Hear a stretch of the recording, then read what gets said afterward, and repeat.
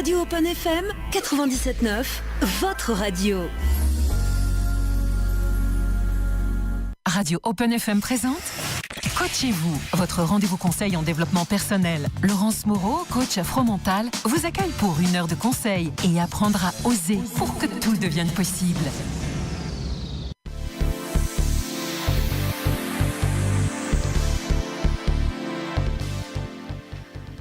Bonsoir Joachim. Bonsoir Laurence. Comment vas-tu? C'est début d'année, très bien. Oui, Ouais. mais écoute, oui c'est vrai, bonne Ah année. oui, bonne année, faut le Bonne dire. année à tous nos auditeurs. J'espère que les vacances se sont bien passées, Voilà, les la réveillons, reprise, la reprise. la crise de foie, tout ça. Oui, là je dois bien avouer que je commence à en avoir ras-le-bol de manger du pâté et tous les restes des réveillons. Ça dure pas longtemps. Oui, tu ouvres le frigo et le congélateur, tu fais oh Encore. non, j'en peux plus Encore. de la sanglier, de la biche, c'est fini, ras-le-bol quoi. C'est non, là, stop maintenant, stop. On va envisager, je pense, les petites cures de détox, tu vois, un Ouais, petit c'est peu, pas mal, ouais. prendre soin de ça parce que là, waouh, c'était un peu lourd quoi. Donc, mais bon, voilà, il faut quand même bien profiter un petit peu de temps en temps. Alors, il y a un dicton dans le monde du bien-être, tu vois, qui dit il ne faut jamais regarder ce qu'on mange entre Noël et Nouvel An, mais entre Nouvel An et Noël. C'est mieux, ouais. Voilà, C'est ça, mieux. ça dit tout. Voilà, C'est donc ça. Noël et Nouvel An sont terminés, donc on va commencer à regarder un petit peu ce qu'on mange, tout doucement. Alors, je ne sais pas si tu as vu Joachim aujourd'hui, je t'ai fait une surprise. Il y a quelqu'un. On Eh n'est pas oui, tout seul. On n'est pas tout seul. Faut que je dise moins de bêtises, moi, alors. Bon, ça, écoute, on va essayer. Hein. Et donc, on a aujourd'hui une invitée, parce que je suis venue avec une collègue dans le domaine du bien-être. Et je vous présente Nathalie Jorland, qui est sophrologue. Bonsoir Nathalie. Bonsoir Laurence, bonsoir Joachim. Bonsoir. Voilà. Alors Joachim, je suppose que si je te demande ce que c'est que la sophrologie, tu sais me répondre. Oui, tout à fait. Oui, hein Oui, bien sûr. On en a reçu beaucoup en studio. Je n'en doute pas, je n'en doute pas. Donc, on va peut-être laisser Nathalie pouvoir se présenter tout au long de l'émission.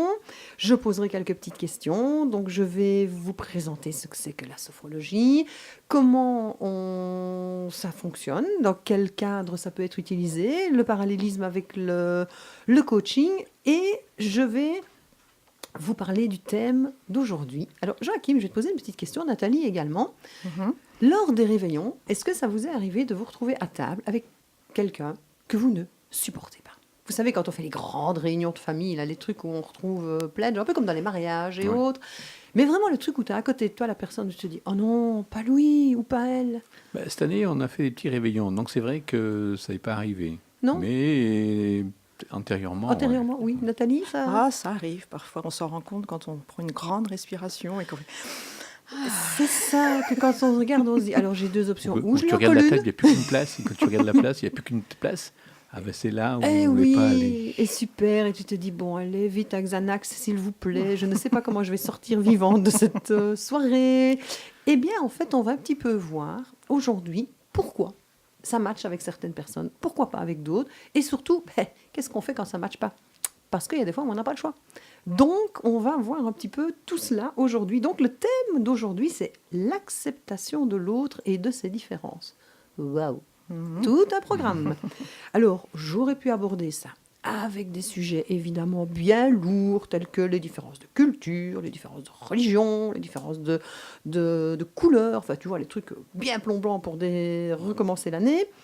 Et puis, je me suis dit non, je vais prendre un cliché, mais alors le truc, mais où tout le monde va se reconnaître, on va prendre les différences hommes-femmes. Ah ouais. Comment pouvoir supporter son partenaire au jour le jour, alors qu'il y a plein de petits détails. Vous savez, les trucs, comme dirait Florence Foresti, qui au départ, vous trouvez que ce sont les petits machins qui vous attirent, et puis au final, c'est ce qui vous énerve. Oui, je crois que tout le monde commence à voir un petit peu de quoi je parle. Alors, c'est parti pour les clichés. Donc, mesdames, sortez les rouleaux à pâtisserie et messieurs, préparez vos grands yeux innocents en mode le chapeauté de Shrek. C'est ça. Vas-y, Joachim, Moi, je fais-moi commence des comme grands ça. yeux comme ça. Ah, voilà. Regarde un peu Nathalie. Ah, il le fait bien. Ah, il le fait bien. ouais. Ah, franchement, J'ai de c'est l'expérience. dans les gènes. C'est inscrit dans les gènes Peut-être. chez eux. Oui, oui, non, c'est parti, quoi. Et voilà, donc c'est parti pour 1 heure de décryptage de nos mécanismes de fonctionnement, de leur implication dans nos réactions et de conseils d'experts avec Nathalie qui va nous dire qu'est-ce qu'on fait quand l'autre m'énerve. Alors voilà, moi en tant que coach, j'ai des idées. En tant que sophrologue, Nathalie a des idées aussi. On va essayer de voir si tout ça, ça fonctionne, si on peut vous aider. Et je me suis dit, comme d'habitude, on va démarrer par une chanson un petit peu décalée. Joachim, tu connais Linda Lemay? Ouais. Ah, moi j'adore. Moi Nathalie? aussi. Ça me Ah oui. rappelle, Alors, Les souliers verts, là je trouve que franchement c'est le top du top. Et cette femme, il faut en plus non seulement l'écouter, mais il faut pouvoir la regarder quand elle est en live, parce que franchement c'est un poème à elle toute seule. Et c'est parti pour Linda Lemay et Les souliers verts. Et voilà, je crois que le décor est planté. Hein, les souliers verts qui poussent dans le placard ou dans le frigidaire. Alors, c'est parti. Nathalie, revenons à vous. D'accord. Qui êtes-vous? Vaste question. Oui. Qui êtes-vous? Dans quel étagère? Allez, Belge. où vais-je? Dites-nous tout.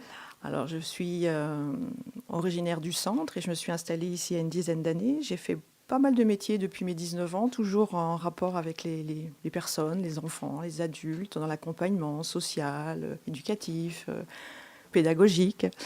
Et depuis à peu près 5 ans, j'ai changé de métier. Je suis passée d'assistante sociale à sophrologue. J'ai fait une formation sur Paris. Et puis depuis 3 ans et demi, je suis à mon compte. Et voilà, je travaille de ce métier avec beaucoup de bonheur. Et pourquoi passer Pourquoi de cap comme ça? Pourquoi changer de cap? Alors, en fin de compte, à chaque fois, mon moteur est vraiment d'accompagner les gens vers plus d'autonomie, de mieux-être, de connaissance d'eux-mêmes, des autres. Enfin, voilà. Et c'est vrai qu'à chaque fois, suivant les parcours, suivant là où j'habitais, les rencontres, mon âge aussi, tout ça, il y a plein de choses qui font que voilà, on change de métier, on en apprend d'autres. J'aime aussi beaucoup découvrir, apprendre aussi moi-même, de me permettre d'avoir des challenges, des changements. Donc j'ai travaillé comme fonctionnaire dans le privé, maintenant je suis à mon compte. Donc Ça s'appelle brosser tout le tableau. je pleure pour ma retraite, mais voilà. Est-ce qu'on y arrivera d'abord? Oh, j'espère. Voilà, mais Même. on avisera d'ici là. Et puis d'ici là, on aura peut-être un super gentil ministre ou président qui nous trouvera une solution. Vous savez, le pays des bisounours, des licornes et Voilà. autres. On va y croire, Ah ça va oui. aller. Pour le moment, on travaille, ça se passe bien. On avisera. Et alors, dites-moi, en fait, c'est quoi la sophrologie? Parce qu'alors, pour l'instant, on Oui. entend parler de plein de techniques à tous les niveaux. Vous savez que le bien-être C'est est sûr, vraiment c'est très vaste. à la mode. Et donc, on entend à peu près tous les mots qui se terminent par ogi ou par peut. Donc, il y a à peu près tous les types de peut qu'on peut imaginer et tous les ologies qu'on peut imaginer. Donc, la sophrologie, c'est quoi? Expliquez-nous un petit peu ce que c'est. Alors, à l'origine, c'est un médecin qui était neuropsychiatre espagnol dans les années 60-70, qui a cherché des techniques un peu plus douces que ce qui existait à l'époque. On était à l'époque des trépanations et autres, c'était quand même pas très doux pour accompagner les gens. Il y a plus ça. Et le fait que sa femme était professeure de yoga a dû contribuer aussi à ce qu'effectivement, il soit sur une recherche de techniques au niveau du corps, au niveau de l'esprit, et qui prennent effectivement en compte la personne dans sa globalité, mais dans quelque chose de plus doux et plus harmonieux, on va dire, tout au moins, voilà. Et du coup, il s'est penché sur tout ce qu'il connaissait, déjà à la base, tout ce qui était exercice de relaxation, l'hypnose, la sophrologie, qui était plutôt issue beaucoup sur aussi de la philosophie. Et puis, il est allé quelques années aussi en Orient, donc il s'est inspiré de courants de méditation zen, de yoga, le qigong. Et il a mélangé plein de techniques comme ça pour qu'elles soient suffisamment simples et reproductibles, adaptables aussi pour les enfants, les adultes, les personnes malades. Et avec une ambition, c'est que les personnes puissent être autonomes avec ces techniques, qu'ils puissent les reproduire, les apprendre et les reproduire par eux-mêmes pour être le plus autonome possible. Voilà. C'est ce qui, je pense, me plaît le plus dans cette discipline, parce que c'est comme tu disais justement, il y en a plein.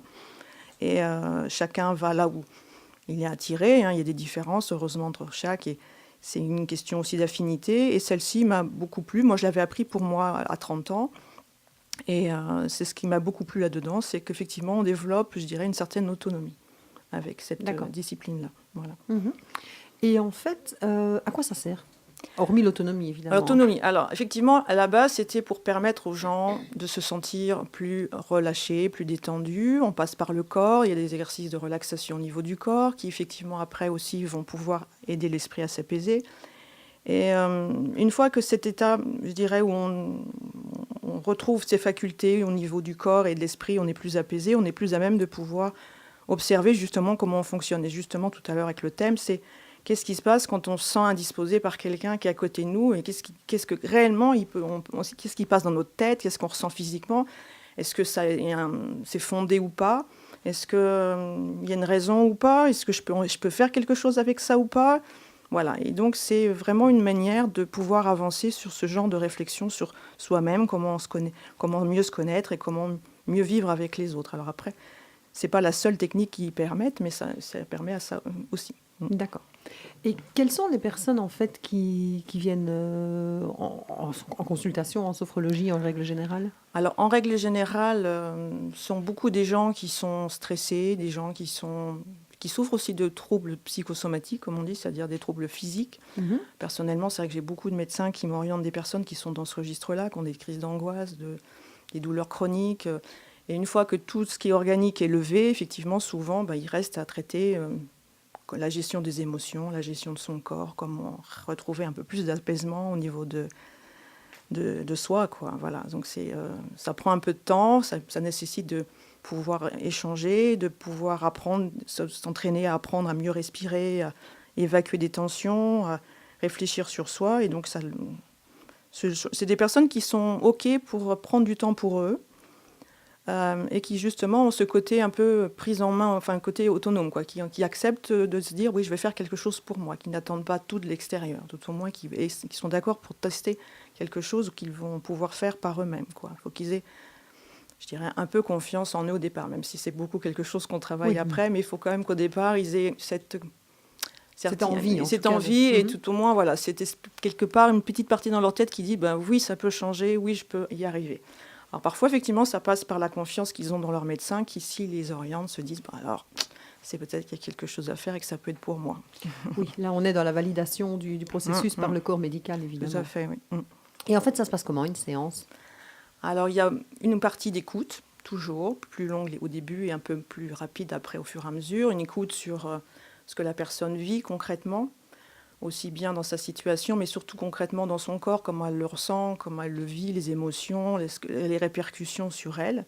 Et puis après, il y a des exercices, on appelle ça de la relaxation dynamique, c'est pas que c'est énergique, c'est en fait, on a des manières de bouger qui ressemblent plus à du qigong, c'est plutôt lent, doux, avec la respiration coordonnée.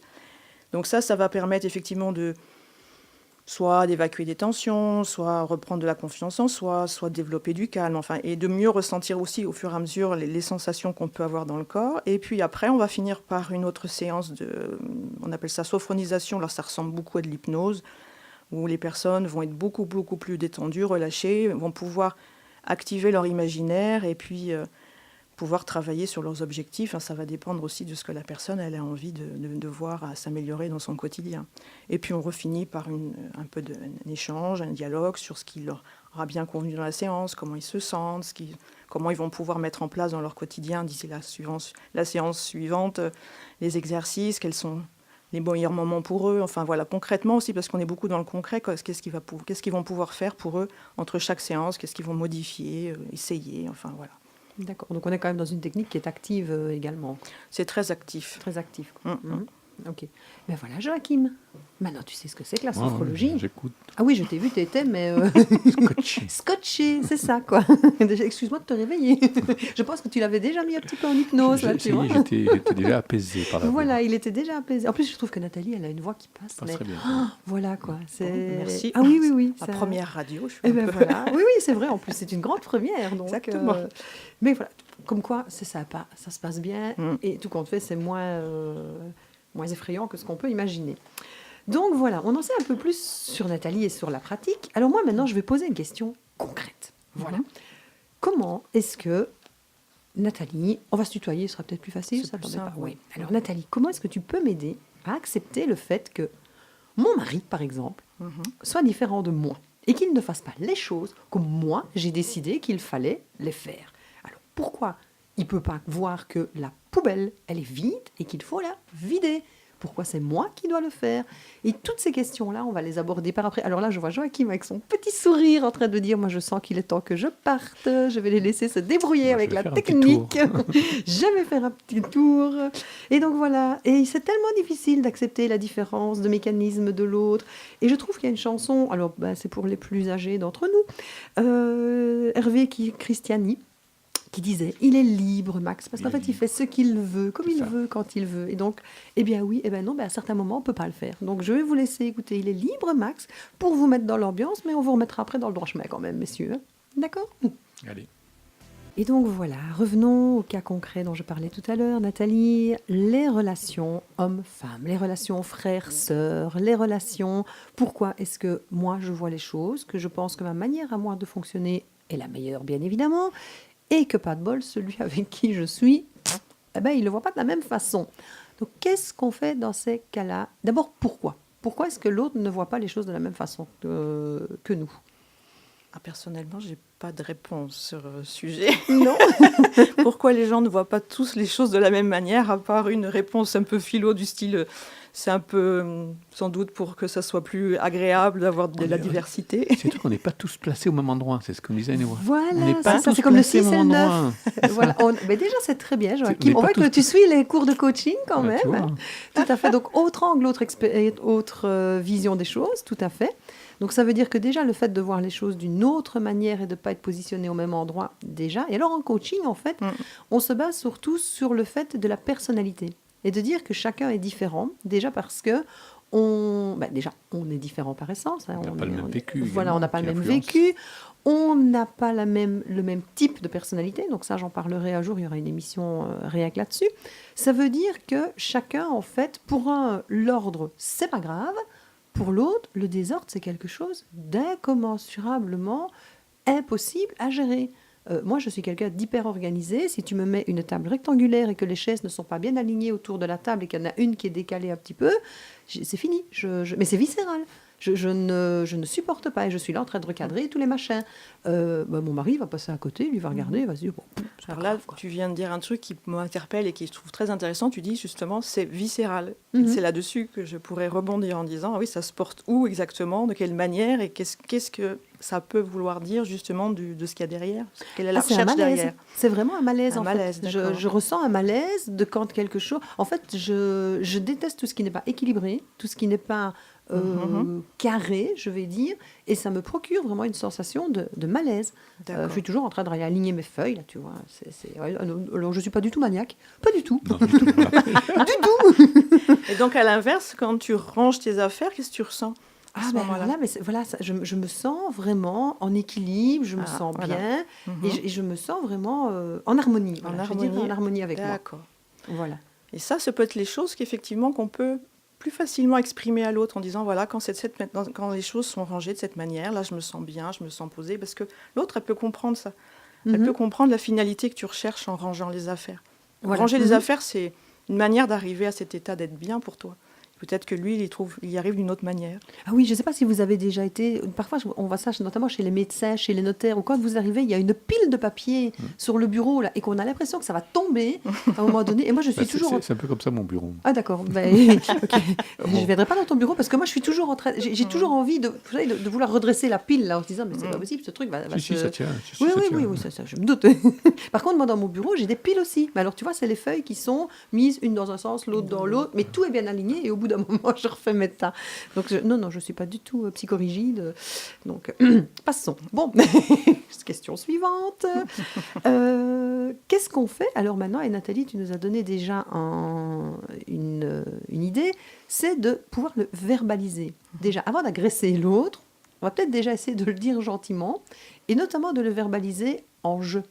Et ça, c'est super important, et je pense qu'en sophrologie, on travaille là-dessus Beaucoup aussi, là-dessus, oui. sur le fait de ne pas agresser l'autre en disant « tu ne ranges pas les choses », mais cela me procure un désaccord ou un malaise parce que les choses ne sont pas rangées. C'est dire la même chose, sauf que ce n'est pas du tout la même manière de l'exprimer. Donc ça, c'est vraiment quelque chose d'important. Maintenant, Nathalie, est-ce que cette différence est la même? Enfin, est-ce que ce problème est le même quand on est en famille ou quand on est en groupe ou avec des collègues? Est-ce que la relation peut être la même ou pas? Je pense qu'au niveau émotionnel, les relations ne sont pas les mêmes en famille qu'avec des amis et en groupe. Donc les enjeux peuvent être vécus différemment. Enfin, les émotions vont être plus intenses très souvent en famille et que dans un groupe. En général, on va être plus tolérant avec des personnes qui nous sont moins proches que les membres de la famille. Alors que ça devrait être l'inverse. Et oui, mais peut-être il y a des gens qui pensent que le fait d'être en famille, on est presque plus en sécurité pour pouvoir exprimer justement des émotions un peu vives, un peu fortes. Alors qu'en groupe, on a toujours un peu la peur d'être jugé, d'être rejeté et autres. On est un peu entre deux eaux, donc on fait attention à ce qu'on va dire, à ce qu'on va faire.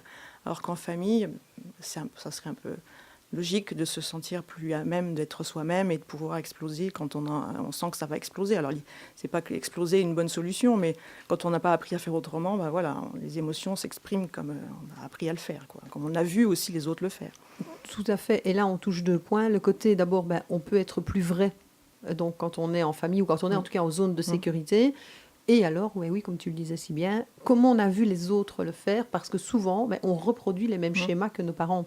Oui. Donc ça, c'est certain. La plupart du temps, nos modes de fonctionnement viennent de manière transgénérationnelle des parents, des grands-parents et autres, et de la culture, évidemment, dans laquelle également à l'école, l'éducation qu'on a eue. Si vous prenez 5 adultes avec 5 comportements différents, ils ont peut-être eu 5 éducations totalement différentes. Et ce dont on parlait tout à l'heure, la culture aussi, et évidemment, joue. Quand on parlait de différence, c'est certain que le mode de fonctionnement et de réaction qu'on a ici, nous, dans nos pays occidentaux, par rapport aux orientaux, bêtement, sans même parler de nationalité, on est dans des mondes complètement divergents. Donc, mais je trouve que c'est vrai qu'en général, les problèmes de réactivité et de réaction sont quand même plus souvent en couple. Et que c'est là que c'est quand même le plus difficile de ne pas exploser, justement. Parce que c'est vrai qu'en préparant l'émission, on se disait, oui, c'est pas parce que la chaise est mise de travers que ça va nécessairement être pour ça qu'on divorce. Bien sûr. Sauf qu'au bout de quelques années, le fait d'avoir tout le temps la chaise qui est tout le temps de travers, parce que je le dis tout le temps, peut amener fait de ras-le-bol, quoi, et de se dire, j'ai l'impression de dire 25 fois la même chose et je suis pas écoutée. Donc là, on rentre dans un autre concept. Et quand j'ai voulu imager ce petit morceau en musique, je trouvais que la chanson de Benabar, il y a une fille qui habite chez moi, était vraiment très dans le genre la fille qui arrive et qui chamboule toute la vie de ce brave monsieur, même en lui apportant une plante verte, au secours. J'ai trouvé que c'était vraiment très parlant. Donc écoutons ce pauvre Benabar qui se lamente parce qu'une pauvre fille est arrivée chez lui. Voilà. Le pauvre homme, tu te rends compte, il a même sa couette maintenant avec ses oreillers et la housse de couette qui est associée. Mon Dieu, mon Dieu, mon Dieu. Et plus de pizza qui traîne dans le salon. Ah là là là là là là. Mon Dieu, ces hommes quand même. Oh, j'ai rien dit, pardon, excuse-moi. Ouais. Donc, parlons d'un autre sujet dans le domaine de l'acceptation de soi. Et je vais appeler ça le délit de sale gueule. Tu vois, on a quelqu'un et rien qu'en le voyant, le ou la, on a mais directement ce côté répulsion. Alors celui-là, alors l'étiquette, le truc qu'on va te coller sur le front. Oh, celle-là, elle a pas l'air sympa. Oh, celui-là, il a vraiment l'air stupide. Et on est parti pour coller des étiquettes sur le dos de quelqu'un. Alors, qui sommes-nous pour juger? Tout simplement des êtres humains. Et là, en sophrologie, je suppose que ce côté le jugement de l'autre est souvent quelque chose qui revient dans les séances. Qui revient beaucoup, et du coup, on le travaille beaucoup sur le propre auto-jugement qu'on a sur soi pendant les séances. C'est-à-dire qu'il y a une phrase que je dois répéter peut-être 50 fois, si ce n'est pas plus, c'est « Observez-vous avec attention et bienveillance et lâchez autant que possible les jugements que vous pouvez avoir, les petites phrases qui passent, est-ce que je fais bien, est-ce que c'est suffisant, et ci et ça ». Et en fait, en commençant déjà sur soi de lâcher tous ces jugements-là autant que possible, parce que l'impossible n'est tenu, on se rend compte que par ricochet, on en a moins sur les autres. Voilà, voilà comment on fonctionne. Mais c'est vrai que le jugement déjà de soi, et on en a déjà parlé dans d'autres émissions, quelle est la première chose qu'on se dit le matin quand on se voit? C'est « Oh là là, t'as vu la tête que t'as ?» On en a plein sur soi. Voilà, on n'arrête pas, en fait. On n'arrête pas de s'auto-engueuler toute la journée. Alors donc, fatalement, puisqu'on le fait pour soi, pourquoi est-ce qu'on ne le ferait pas pour les autres? Mais je pense que on n'accepterait de personne d'autre les propres propos qu'on a sur nous-mêmes. C'est certain. C'est certain. Et souvent, alors ce qui est assez amusant, notamment dans les couples, je reviens sur l'idée du couple, c'est que je peux me permettre de critiquer mon mari. Par contre, je ne laisserai personne d'autre le faire. D'accord. C'est un signe d'amour. Voilà, quand même, un petit peu. Si je l'ai épousé, c'est que je l'aime quand même encore un peu, quoi. Non, très beaucoup mon cœur, je t'aime. Voilà, quand même le rassurer aussi. Hein. Oui. Mais non, mais c'est vrai que c'est important parce qu'on a cette attitude parfois où on va critiquer quelqu'un, mais par contre, si une autre personne vient le critiquer, alors là, c'est fini. Ça va plus. Parce que, ok, moi je peux me permettre, mais toi pas. Et pourquoi? Bonne question. Pourquoi pas? C'est mon défouloir à moi. C'est ton défouloir à toi. Voilà, exactement. Moi, j'ai décidé que je pouvais critiquer cette personne, donc voilà, non, ça c'est à moi, c'est ma tête de turc, c'est pas la tienne, quoi. Et c'est vrai qu'on a tous cette tête de turc, on a tous cette personne, et ce qui est assez amusant, c'est que la plupart du temps, quand vous rencontrez quelqu'un pour la première fois, plus ça se passe mal au premier rendez-vous, mieux on s'entend par après. Je ne sais pas si vous avez déjà remarqué ça. Pas spécialement, mais Non. c'est possible aussi. Oui. Eh bien, repensez quand vous étiez gamin, quand vous étiez à l'école. Le nombre de fois où il y avait quelqu'un, vous arrivez dans une classe où il y a plein de gens que vous ne connaissez pas, eh bien, celui avec lequel vous allez vous accrocher, ou peut-être même vous allez vous battre, ou vous allez vraiment vous engueuler à bon coup, ben, ça va devenir votre meilleur copain au final. Et dans les réunions, dans les groupes, dans les entreprises, c'est pareil. On vous présente des collègues. Il y a un collègue avec lequel, alors là, mais du premier coup d'œil, ça ne matche pas. Et puis au final, ben, vous vous rendez compte que c'est quelqu'un avec qui après vous allez travailler et vous allez super bien vous entendre. Ben, repensez à ça, Joachim. Je vois que ça c'est en train de carburer. Je travaille. Ah oui. Et tu verras que tu vas faire un moment donné du « ah oui ». Tu sais, la phrase magique du coaching, le « ah oui ». Donc voilà. Et je pense que notre regretté taulier l'avait très très bien représenté dans sa chanson « Quoi ma gueule ». Hein, Johnny, il faut quand même bien avouer qu'il nous manque. Hein. C'était quand même un Figure. être, une figure, oui. On aimait ou on n'aimait pas. Tout à fait, mais ça reste une figure. Et une voix. Voilà, Et c'est vrai que tout à fait, oui. c'est cette voix qu'on ne peut pas oublier et qu'on ne peut surtout pas se tromper. Alors, un autre sujet que je voudrais aborder, Nathalie, avec toi, c'est les gens qui disent ce qu'ils pensent. Parce que la plupart du temps, on est justement toujours en train de réfléchir, et tu l'as dit toi-même, on réfléchit, je peux pas, est-ce que oui ou non. Et puis à côté de ça, on rencontre un jour quelqu'un qui arrive, mais alors, qui met pas de filtre, et qui envoie tout. Voilà, moi j'ai décidé, je le dis, je le pense, allez, Vlan, prends ça dans les dents. Et qu'est-ce qu'on fait avec ce genre de personnes? Comment on accepte ça? Je pense que tout dépend effectivement comment soi-même on est remué au niveau des émotions. Enfin, je pense qu'on peut plutôt être centré sur soi, sur est-ce que ça nous met en colère, est-ce que ça on trouve ça injuste, est-ce que ça nous amuse, est-ce que voilà, c'est la réaction qu'on a nous qui va nous parler un petit peu plus de nous que de l'autre personne. Enfin, et c'est à voir effectivement si on estime que ça nous fait trop de mal, comment est-ce qu'on pourra essayer de lui faire comprendre que sa franchise, peut-être elle pourrait s'accommoder d'un peu plus de rondeur, ou à l'inverse, si ça nous amuse, comment lui exprimer que justement on est impressionné par sa franchise et que voilà, enfin c'est à voir comment. Je pense que ça dépend effectivement comment on reçoit ça et comment on le vit à l'intérieur, c'est intéressant. Après, les gens qui se soucient pas du tout de l'impact que ça va avoir sur les autres, ça peut poser peut-être des problèmes quand même de temps en temps. Je pense que être intègre, être congruent, exprimer ses sensations, ses émotions, oui, mais aussi en se demandant comment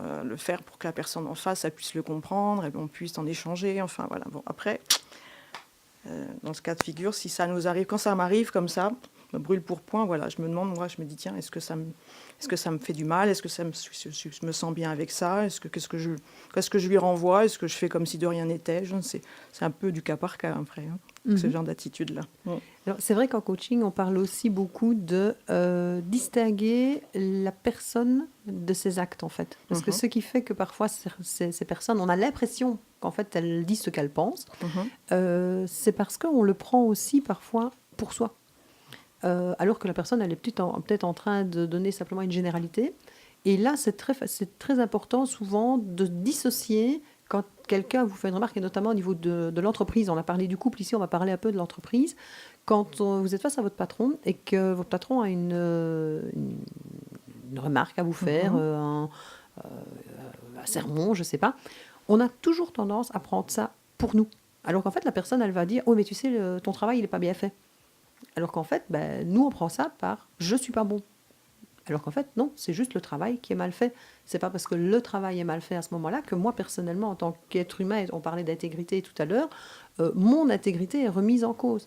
Et c'est là que c'est important de pouvoir justement travailler sur ses ressentis et sur le fait de verbaliser les ressentis et de pouvoir dire à ce moment-là à la personne « Ok, mais est-ce que c'est le travail qui va pas ou est-ce que c'est mon attitude ?»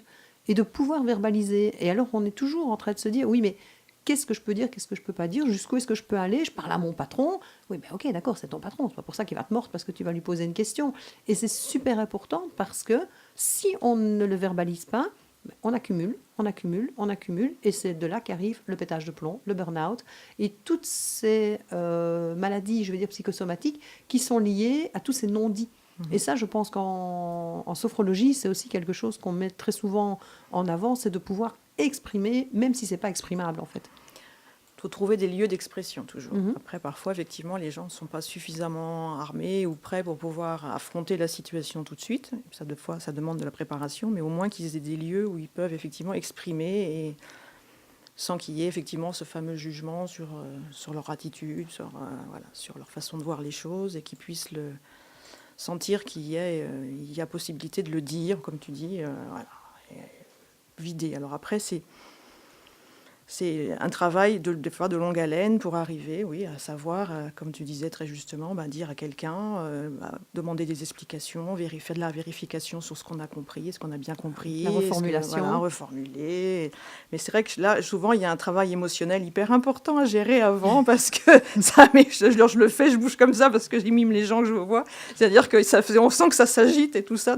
Quand on leur fait imaginer qu'ils peuvent s'exprimer devant un patron et autres, ils sont là et hop, tout il y a une agitation intense qui se met en place. Donc là, ça veut dire que par l'imaginaire, on va s'imaginer le faire pour arriver à réapaiser tout ça et ressentir qu'on peut effectivement arriver à exprimer des choses qui sont effectivement normalement relativement simples, mais sans générer une angoisse ou une anxiété ou une appréhension ou je ne sais quoi excessive, quoi.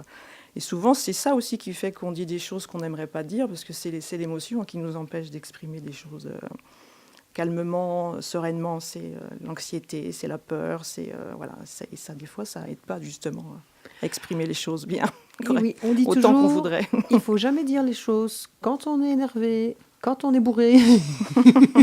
C'est pas les bons moments. C'est d'abord on met les filtres, d'abord on réfléchit, et puis après à froid c'est plus facile. Et dans des disputes et autres, c'est quand on est énervé qu'on n'y pense pas. C'est et ça voilà, le problème. c'est ça le problème. Mais parfois c'est mieux dans une. C'est bien, j'ai dit 3 fois parfois dans la même phrase, c'est magnifique.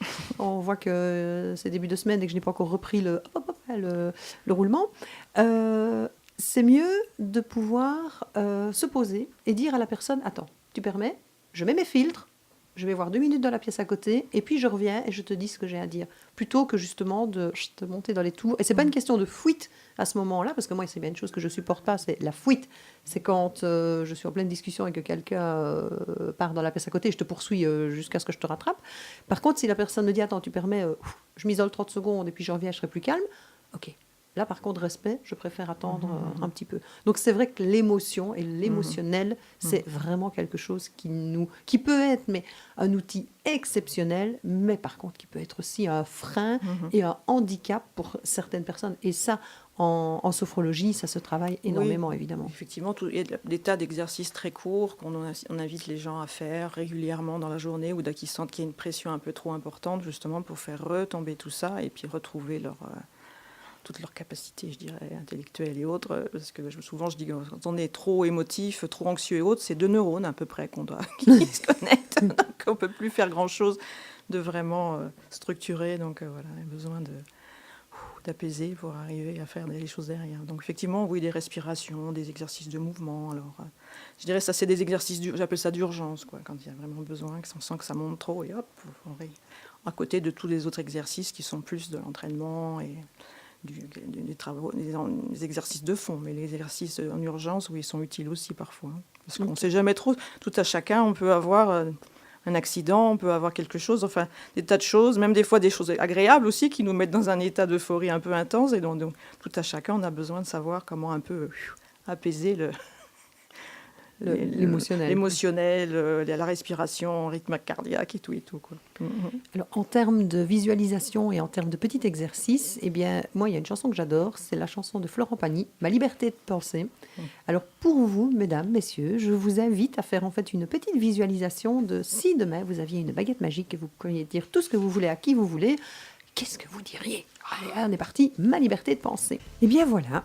On arrive au bout de cette émission. Donc, Nathalie, à chaud, là comme ça, premières impressions après cette première émission ? Je trouve ça... Première, ça veut dire qu'il y en a d'autres. Ah bah peut-être. Peut-être, mais pourquoi pas. Je suis vraiment très très contente d'avoir été invitée à cette émission. Je trouve ça vraiment une expérience intéressante, dynamisante. Non, c'est chouette, c'est vraiment chouette. Non, j'ai Peut-être bientôt une j'apprécie. nouvelle chroniqueuse. Et qui sait, on ne sait jamais. Hein. Oui. Voilà. Ouais. Alors là, vous êtes témoin. Hop, c'est bon. La canne à pêche est lancée. Nathalie, hop, t'attrapes le poisson ou pas? Donc, C'est gentil. voilà. Ben en tout cas, moi, je te remercie parce que c'était très agréable. J'adore faire des émissions comme ça avec des invités. C'est quand même très, très sympa. Et je trouve que de fait, c'est en plus plus dynamisant pour l'émission. Et puis, je trouve que ça change un petit peu. Ça donne un autre regard, une autre approche aussi des choses. Joachim, ton impression sur cette émission? Très bien. Très instructif. Voilà, maintenant tu sais comment faire pour dire Ouais. les choses à madame Ouais, quand voilà. tu auras des choses à dire. Je surveille mieux. Voilà, tu fais attention aux chaises qui ne sont pas bien rangées. Ah, ça, j'ai compris. Je vais m'appliquer quand tu rentreras dans le Quand tu studio, viens, je tu vais te vois. mettre bien au carré. Voilà. Mais l'avantage ici, c'est que la table du studio n'est pas carrée, donc ça Voilà, gêne elle est déjà un ronde, peu. c'est moins. mieux. Voilà. Et donc, en fait, moi, je voulais encore vous donner vous savez, la petite maxime de fin d'émission, comme à chaque fois. C'est soit une petite histoire, soit une petite maxime. Et donc, je voulais juste vous rappeler qu'on a abordé le sujet aujourd'hui sous différents angles. Je suis toujours preneuse, évidemment, des remarques, informations, questions via le site de la radio et via l'adresse mail que je vais demander à Joachim de nous rappeler. Laquelle? La mienne, contact@radio-openfm.fr. Voilà, et puis comme ça, tu Je me fais tout transmets, il n'y a pas de souci. Et donc, je vais juste vous lire une petite maxime qui dirait « Il n'y a pas qu'une seule façon de vivre à deux. Il y a 1000 chemins qui conduisent au bonheur et à la paix. Chacun peut trouver sa route dès qu'il s'efforce de comprendre l'autre. Et pour comprendre l'autre, il faut le voir. Imaginer qu'on est à sa place. Il faut sortir de soi et de ses rêves, voir le réel tel qu'il est. » Voilà. Avec ça, À méditer. à méditer, exactement. Vous avez 2 heures. C'est le prochain thème du bac. C'est parti. Et donc, en fait, ça vient de Martin Gray dans son livre « Le livre de la vie ». Et donc voilà, je vais vous souhaiter une très bonne fin de journée, une bonne semaine. Et la prochaine fois, Joachim, je ne viendrai pas non pas avec une invitée, mais avec 2 invités. Ouh là là. On pourra t'appeler Charlie parce que je serai accompagnée de 2 autres Ah ouais, demoiselles. Donc bien. tu feras Charlie et les 3 drôles de dames. Tu auras Ça une sera blonde, bien. une brune, une noire en plus. Nickel. Impeccable. Et donc voilà, et je viendrai vous parler en fait d'un super projet qui va voir le jour à Limoges, à Landouge exactement à partir du mois de février. Mais je n'en dis pas plus. Surprise, À surprise. suivre, à suivre. Dans le domaine du bien-être toujours. Et donc, Nathalie, je remercie encore 1000 fois pour ta participation. C'est moi qui te remercie, Laurence. Et donc, je te Merci, réinviterai Joachim. très rapidement, il n'y a pas de souci. Et je vous souhaite à tous une excellente semaine. Joachim, à très bientôt. À très bientôt. Merci beaucoup. Et en parlant de différence, moi j'adore ceux qui assument leurs origines. Et donc j'ai eu un coup de foudre pour 3 cafés gourmands quand je suis arrivée ici dans la région. Et donc à nos souvenirs. C'est parti, à dans 2 semaines.